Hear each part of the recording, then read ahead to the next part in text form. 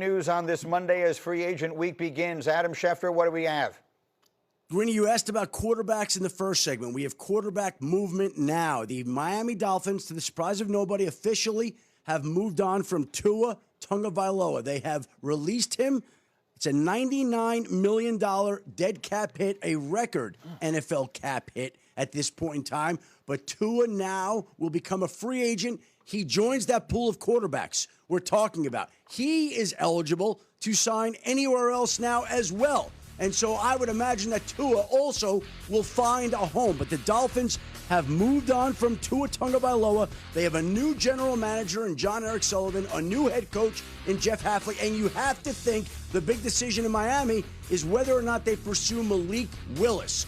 Both men in Miami worked with him in Green Bay before. There's a logical connection. They know the exact quarterback that they would be getting, but they have moved off of Tua Tagovailoa, and we'll see now if and when they make a move on Malik Willis. $99 million cap hit obviously is enormous. Shefty, thank you. Awesome as always.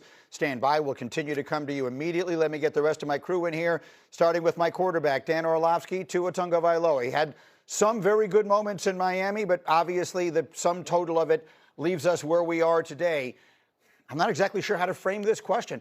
Have we seen the last of Tua as a starter in the NFL? I mean, backups wind up playing because people get hurt. But as far as being the established, he's the number one guy on an NFL team, will we see that again for Tua? I think we still can, and it's really going to depend on, does he pick the next right destination?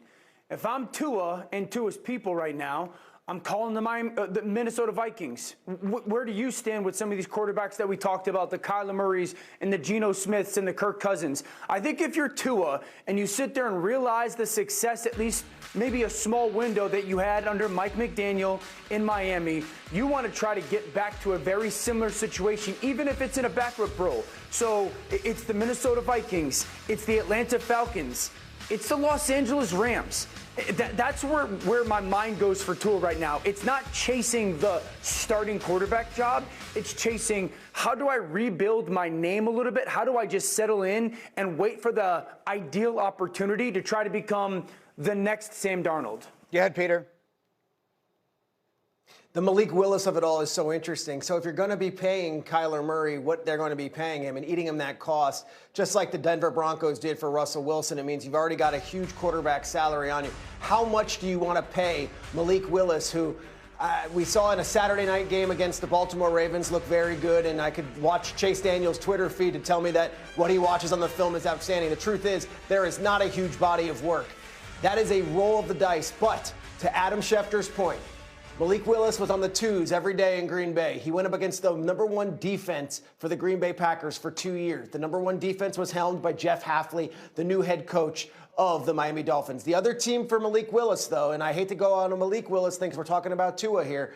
Malik Willis, best year, obviously, was under Matt LaFleur. Matt LaFleur's little brother is Mike LaFleur, who now has also a quarterback vacancy in Arizona. So it all weaves together. It's like a quarterback carousel. If Kyler is gone, if Tua is gone, there are two spots open now in Arizona and Miami. And you always have to think about relationships. Who is going to put their money where their mouth is, and who feels comfortable actually paying a Malik Willis with very little body of work? Yeah, carousel is one way to look at it. Another way is musical chairs, right? There's a game of musical chairs. There's a bunch of teams that have chairs, and there's a bunch of guys walking around in a circle trying to sit in one of them. Do we think that Tua winds up getting one of these chairs? Look, someone will sign him. Yeah. To the point of, I don't think. I mean, I've been told to watch Kyler Murray and Geno Smith for Minnesota. I've not been told to watch Tua Tagovailoa for them. So, I think it's more about him being added to someone's mix or being in a place where he can get some, some coaching and be one of these sort of reclamation projects like we've seen. Peter mentions the Rams. The Kansas City Chiefs have a ton of off-season reps available to someone because Patrick Mahomes is not going to be there to take them. So he might be better off looking for a spot like that where he's probably not going to start, but could get coached up and make himself a more desirable commodity either later this summer or next offseason. And I think what everyone's saying is what makes the quarterback position so interesting this offseason, because we can look at Tua and what transpired last year and say, well, I don't really see a spot for him to be a starter. But I think because of what's available right now, let's just say Aaron Rodgers decides not to play. Now that's another option in Pittsburgh that they have to sign a quarterback. So at some point for these quarterback-needy teams, if Kyler Murray's off the board, if Geno Smith is off the board, you're going to have a team that potentially looks at Tua Tagovailoa and says, you know what, he has starting quarterback experience. So we may need a bridge guy to bring him in and say, hey, we'll give you a prove-it deal. So I do think there may be a team. It may not be the fact that Tua has earned it over the last year with what you've seen with him on the field, but I think just the situation and how many quarterbacks that are available to the open spots, he may end up there. Orlovsky, go. No one is signing Tua to start. Nobody is going to sign Tua Tagovailoa to be their 2026 starting quarterback. J-Mac's right. Someone is going to sign Tua to sit there and say, hey, we might need a starter for a month. Or we're a Super Bowl contending football team and we need a guy that just in case our quarterback goes down for week 13 and week 14 with an ankle, I need somebody to come in and give us a chance. That's where Tua's going to go. Tua is not going to find a role where he's going to be somebody's starting quarterback.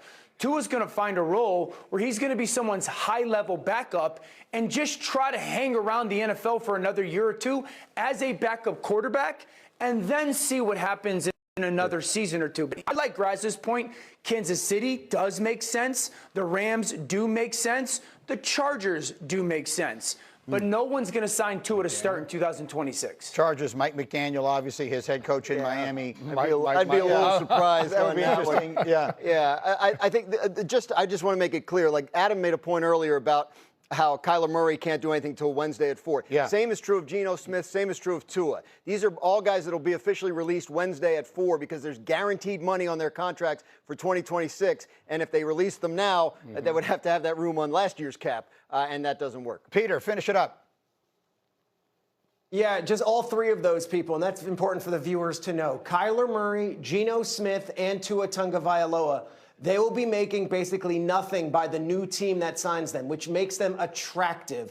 A Joe Flacco, a Kenny Pickett. You go through these lists of these other quarterbacks that are going to be available. Daniel Jones, of course, but like Marcus Mariota, all those guys, you have to pay them full contracts. So just for everyone at home, why Geno, why Tua, why Kyler? Why are they attractive? Beyond being good quarterbacks, they'll make like $1 million by their new team based on what their salaries are being paid by other teams. Good point. Absolutely. So all this stuff is happening. We'll start getting news on it, even if they can't officially do it until Wednesday. Certainly the conversations will begin. We have much more on this, obviously. Woody, again, the big special today at noon with McAfee and his team when the window officially opens. What can you tell us about the deal that brings Crosby to the Ravens? What are people saying as the weekend has gone on? Well, it's surprising from the standpoint of Baltimore because they've never given up a first-round pick for a veteran player before, and they break that streak by giving up 2.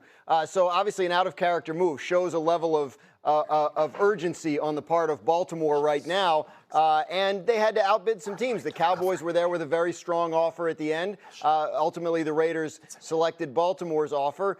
It's a pivot, obviously, for the Raiders, who now need to use these picks that they're getting back to build out their franchise around, presumably, Fernando Mendoza once they take him first overall in next year's draft. And it was too good a return to pass up for a player that kind of had a falling out with the organization, remember, at the end of last year when they put him on IR and he felt like he was healthy enough to play. Yes, and Schrager, look, I've been saying all along, Max Crosby is a great player. You could finish with the worst record in the NFL with him or without him. You're much better off doing it without him and starting to rebuild your team. What is your take on the Ravens? Let's look at this from their standpoint. DraftKings says now they're the favorites. What do you think of this acquisition? They're all in, and they have to be now. They've never traded a first-round pick as long as Eric DaCosta was in the organization. 31 years. They trade not only 1, but 2, and they go and get Crosby, who is a 29-year-old coming off what is a serious injury. We'll see if he's going to be healthy enough to play. Of course, he's expecting to. Question is this. was this Harbaugh now. They're ripping the Band-Aid off. They hire not only a young head coach in Jesse Minter, now they hire a 29-year-old in Declan Doyle. They go and make a big swing with Max Crosby. And, of course, now you're looking for an extension for Lamar Jackson. I love this from Baltimore in that they're putting all their chips in the middle of the table. But as Dan just said, this wasn't as clean of a deal. There were no other teams that were throwing first-round picks at the Raiders. This was a Ravens-specific offer. It was the best offer they got, and that's the offer they made. And oh, by the way, my background's good, but Schefter's looks like he's Ted Koppel over there on Nightline. It was unbelievable what they got going on over there. I couldn't decide. Either that or we have major weather stories going on across the country, and Schefter will be following them all morning long. Orlovsky, does this make the Ravens the best team in the AFC? Yeah, oh yeah. This is the best roster in the AFC, certainly. And we're talking about Kyle Hamilton, Max Crosby, Roquan Smith, let alone Lamar Jackson and Derrick Henry. It's a pretty good five-piece. It's upping the ante. It's upping the ante of pressure and expectation at a place that is about as high as anybody in the NFL. This is also desperation, but rightfully so. This is a team that had 10 sacks, Baltimore, from their edge players last year. 10. That was worst in the NFL. This is this year's or this generation's version in Baltimore of Terrell Suggs. It's now the guy that on the field is one of the premier pass rushers in the NFL, and off the field, he just fits Baltimore. When we were growing up playing against Baltimore, me and J-Mac, it was you don't want to play that nasty defense. This is now bringing that nasty edge back to Baltimore, all in, absolutely, and it ups the ante pressure-wise on Lamar Jackson. And I've played against that team. I've called games in that stadium. And when you walk around, you see all type of signs. Play like a Raven. Max Crosby is the definition of that. Yeah. Play like a Raven. So I think to what everybody's saying, the desperation, them really trying to go for it all. You bring this guy, Max Crosby, over there. Jesse Minter is year one as a head coach of the Baltimore Ravens. His first opportunity as a head coach, and already we're talking about them as Super Bowl favorites in the AFC. This is a ton of pressure to try to do all of this and your first time out at it. But I think what Max Crosby brings is just a little bit different. We watched what Micah Parsons did for that Packers defense last year. When he gets there, every single player on that defense becomes a better player. Some guys will get paid and play in Pro Bowls off of a guy like Max Crosby. Is this the slam dunk home run, which I know is mixing metaphors in sports, that everyone suggests it is? We have some voices that are going to say it's not, and we're going to get to those next. We're just getting started. We just scraped the surface on this Max Crosby situation. We're going to dive much more deeply into it as we continue in just a moment. Graziano has plenty to say. The Cowboys tried but failed to get Max Crosby